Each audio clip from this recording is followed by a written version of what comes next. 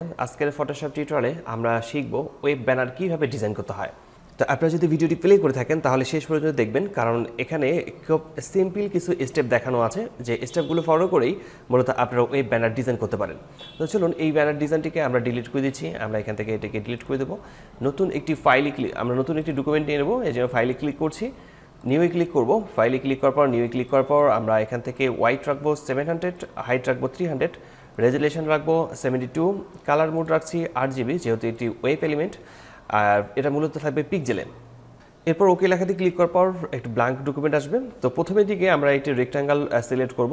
Rectangle টুল নিচ্ছি। Rectangle টুল নেওয়ার পর আমরা এই পর্যন্ত একটি রেক্ট্যাঙ্গেল বক্স তৈরি করব। রেক্ট্যাঙ্গেল বক্স তৈরি করার পর এর কালার আমরা সিলেক্ট করছি, কালারে ক্লিক করছি। কালার আমি প্রথমের দিকে কালার সিলেক্ট করব, এই কালারটিকে আমি নেব, দেন ওকে। তো এই কালারটি নেওয়ার পর কন্ট্রোল এন্টার প্রেস করব, এরপর হচ্ছে কন্ট্রোল ডি প্রেস করব, এই যে গাইডটি ছিল সেই গাইডটি এখান থেকে রিমুভ করার জন্য। এরপর আবারও আমরা এখানে রেক্ট্যাঙ্গেলে ক্লিক করছি, এখান থেকে আমরা পলিগন টুলে ক্লিক করব, আর এর সাইড থাকবে 6। তো এরপর আমরা এখানে একটু ড্র্যাগ করে নেব, পলিগন টুলে এঁকে নেব, এবং এটা যেন সোজা থাকে সেই বিষয়টিকে একটু খেয়াল রাখতে হবে, এবং দুইটি কর্নারের জন্য সোজা থাকে সেই বিষয়টি আমাদেরকে খেয়াল রাখতে হবে। তো আমি এটাকে এইখানে রাখছি, কন্ট্রোল টি প্রেস করে ফ্রি ট্রান্সফর্ম টুল সিলেক্ট করব, এবং আমি এটাকে একটু ছোটো করে নেব মিডিল পয়েন্ট রাখার জন্য। দেন চেক মার্কে ক্লিক করছি। এই পলিগন টুলে যে এই শেপটাতে রাইট বাটন ক্লিক করে ব্লেন্ডিং অপশনে ক্লিক করব। ব্লেন্ডিং অপশনে ক্লিক করে এখান থেকে আমরা ক্লিক করছি স্ট্রোকে। স্ট্রোকে ক্লিক করার পর স্ট্রোকের সাইজ আমি এখান থেকে রাখছি 25। এখানে পজিশন দেওয়া আছে আউটসাইড, আমরা এখানে করব ইনসাইড। এরপর হচ্ছে এখানে কালার দেওয়া আছে ব্ল্যাক, আমরা কালারে ক্লিক করে আমরা কালারটা কি করছি হোয়াইট। দেন ওকে। মুভ টুলসে ক্লিক করার পর এই শেপটাকে আমরা ঠিক এখানে রাখবো।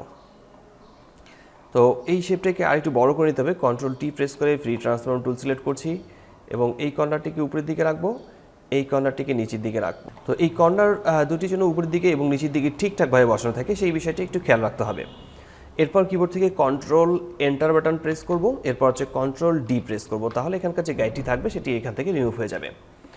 এরপর আবারও আমরা এখানে রেক্ট্যাঙ্গেল টুলে সিলেক্ট করছি। রেক্ট্যাঙ্গেল টুল আমরা এখানে নিয়ে নিচ্ছি আরেকটি, আমি ঠিক এভাবে একটি রেক্ট্যাঙ্গেল নিয়ে নিলাম। এবার এই রেক্ট্যাঙ্গেলের কালার সিলেক্ট করব, আমি এর কালারটিকে রাখছি এবার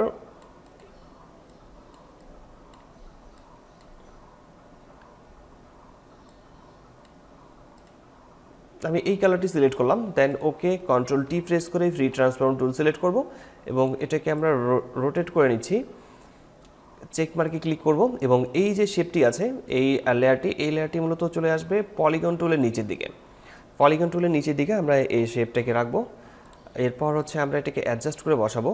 তো এই অ্যাডজাস্ট করে বসানোর জন্য আমরা একে মূলত সিলেক্ট করতে চাই, আর সিলেক্ট করার জন্য আমরা এখন ডিরেক্ট সিলেকশন টুল ব্যবহার করব। এখান থেকে ডিরেক্ট সিলেকশন টুল সিলেক্ট করছি, এই পয়েন্টগুলোতে ক্লিক করে আমরা অ্যাডজাস্ট করে নেব, একটু জুম করে নেব, এই পয়েন্টগুলোকে এখান থেকে অ্যাডজাস্ট করে নেব।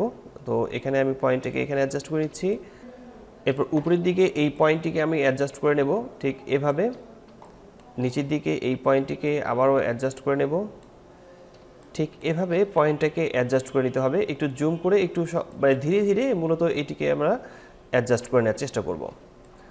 এরপর নিচের দিকে এই পয়েন্টটিকে আমরা রাখছি এখানে।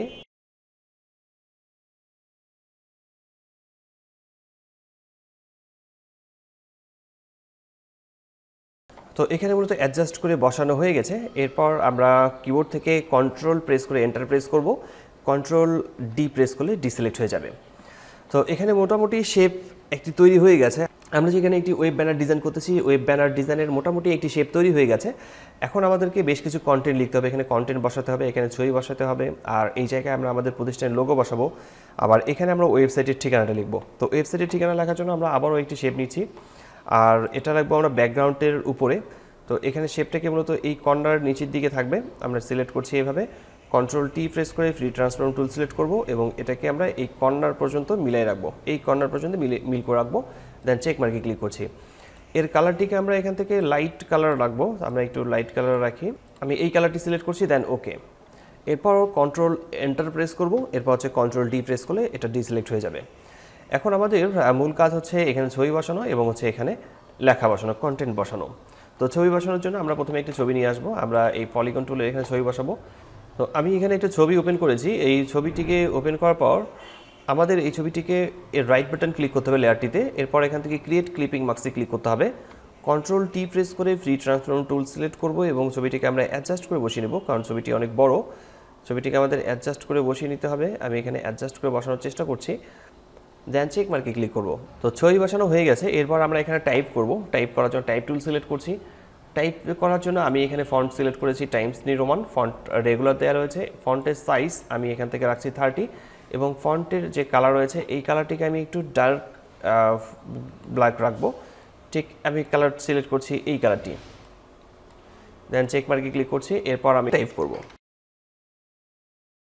টাইপ করার পর আমরা চেক মার্কে ক্লিক করছি এবং এই লেখাটিকে কন্ট্রোল টি প্রেস করে ফ্রি ট্রান্সফর্ম টুল সিলেক্ট করে নেব এবং আমরা লেখাটিকে আমাদের পজিশন মতো আমরা ঠিকভাবে আমরা অ্যাডজাস্ট করে বসিয়ে নেব, দেন চেক মার্কে ক্লিক করছি। তো এরপর আমাদের নিচের দিকে আরও বেশ কিছু কথা লিখতে, নিচের দিকে আমি এখান থেকে এই পর্যন্ত ড্রাগ করে নেব। ড্রাগ করে নেওয়ার পর আমি এখানে টাইপ করব। তো এই জায়গায় টাইপের ফন্ট আমি রাখছি 12। আমি টাইপে ক্লিক করছি। টাইপে ক্লিক করার পর সবার শেষে এখানে ক্লিক করে আমি এখানে বেশ কিছু লেখা নিয়ে আসছি এবং লেখাগুলোকে আমি সিলেক্ট করে ব্যাক স্পেস প্রেস করছি। যতটুকু লেখা দরকার আমার ঠিক ততটুকু লেখা আমি এখান থেকে নেব, বাকি লেখাগুলোকে আমি এখান থেকে ডিলিট করে দিচ্ছি, দেন চেক মার্কে ক্লিক করব। তো মুভ টুলে ক্লিক করছি। মুভ টুলে ক্লিক করার পর আমি এটাকে অ্যাডজাস্ট করে বসিয়ে নেব, যেখানে যতটুকু জায়গায় রাখা দরকার সেখানে আমরা অ্যাডজাস্ট করে বসিয়ে নেব। এরপর আমরা এখানে আমাদের প্রতিষ্ঠানের যে লোগো রয়েছে সেই লোগোটিকে এখানে ইনসার্ট করব। ফাইলে ক্লিক করছি, প্লেসে ক্লিক করব। এরপর আমাদের লোগোটিকে প্লেস করে নিতে হবে। আমরা এই লোগোটিকে একটু ছোট করে নেব, কন্ট্রোল টি প্রেস করে ফ্রি ট্রান্সফর্ম টুল সিলেক্ট করতে পারি, দেন চেক মার্কে ক্লিক করছি। এই লোগোর কালারটিকে মূলত হোয়াইট করতে হবে। হোয়াইট করার জন্য আমরা এই লেয়ারটিতে রাইট বাটন ক্লিক করব। এখান থেকে ক্লিক করছি আমরা ব্লেন্ডিং অপশনে। ব্লেন্ডিং থেকে আমরা এখান থেকে ক্লিক করব ড্রপ শ্যাডো, আর আমি এখান থেকে ক্লিক করছি কালার ওভারলে। কালার ওভারলেতে ক্লিক করার পর কালার মোড এখানে রেড দেওয়া রয়েছে, আমি কালার এখান থেকে করছি হোয়াইট। চেক মার্কে ক্লিক করে ওকে করে দিচ্ছি। ওকে, এরপর আমাদের এখানে যে ওয়েবসাইট রয়েছে কোম্পানির, সেই কোম্পানির ওয়েবসাইটের ঠিকানাটা এখানে লিখতে হবে। টাইপ টুল আবারও সিলেক্ট করছি। সিলেক্ট করার পর ফন্ট সাইজ আমি এখান থেকে একটু বাড়ানোর আমি এখানে টাইপ করব www.tarekacademy.com। চেক মার্কে ক্লিক করছি। চেক মার্কে ক্লিক করার পর আমরা মুভ টুলসে ক্লিক করব। মুভ টুলসে ক্লিক করে এটাকে আমরা মিডল পয়েন্টে রাখবো। কন্ট্রোল টি প্রেস করে ফ্রি ট্রান্সফর্ম টুল সিলেক্ট করছি, ফন্ট একটু ছোটো করে নিতে পারি, দেন ওকে। এটাকে মিডল পয়েন্টে রাখতে হবে। মিডল পয়েন্টে রাখার পর আমাদের কাজ শেষ। তো খুব সহজেই মূলত একটি ওয়েবসাইট ব্যানার কীভাবে ডিজাইন করতে হয় সেটি আপনাদেরকে দেখানো হলো। আপনাদের যদি কোথাও বুঝতে সমস্যা হয় তাহলে অবশ্যই কমেন্ট বক্সে কমেন্ট করে জানাবেন, আমি প্রতিটি কমেন্টে রিপ্লাই করি। আপনারা যারা আমার চ্যানেলটি প্রথম দেখছেন অবশ্যই সাবস্ক্রাইব করে পাশে থেকে বেল আইকনটিতে ক্লিক করে রাখবেন পরবর্তী ভিডিওর নোটিফিকেশন পাওয়ার জন্য। আজকে টিউটোরিয়ালটি এখানে শেষ করছি। দেখা হচ্ছে ফটোশপের নতুন কোনো টিউটোরিয়ালে। ততক্ষণ পর্যন্ত সবাই ভালো থাকবেন, সুস্থ থাকবেন। ধন্যবাদ সবাইকে। আল্লাহ হাফেজ।